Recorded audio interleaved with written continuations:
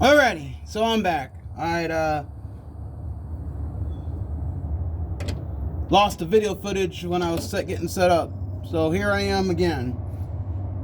I had to work a little bit off camera. I put the bolts are still right where I left them for this upper shock repair for this Ford Ranger 3.0 liter V6 engine here.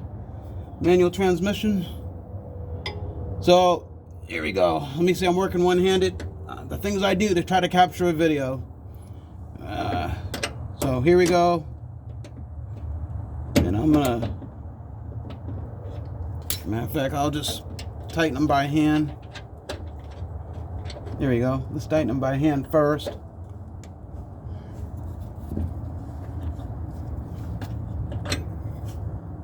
I got the one light on my knee. I got the camera set up in between brake hoses and brake lines. I'm getting her done. Anyway, this is for posterity's sake, because I got the other side to do at some point. And I like to see how I do things. So here we go. And if you guys can see any of this, that is cool. Let's see. So that's the, you can say the lower portion right here. The lower mount. I put a torque wrench setting at 50 pounds. Using a 3/8 socket. Oops. I'm gonna have to use my longer sockets. But anyway, guys, at this point it's getting a little bit silly here. But so, for all intents and purposes, because I need to get long sockets, you have a, see if you catch this here, a bolt here. Ah, man. Sorry guys, it's not one of my better Ablecraft videos.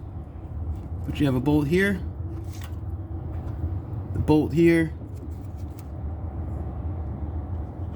and a bolt there. Okay? 1, 2, and 3. And you just tighten them down and you're going to have your upper shock mount in. And then the actual shock,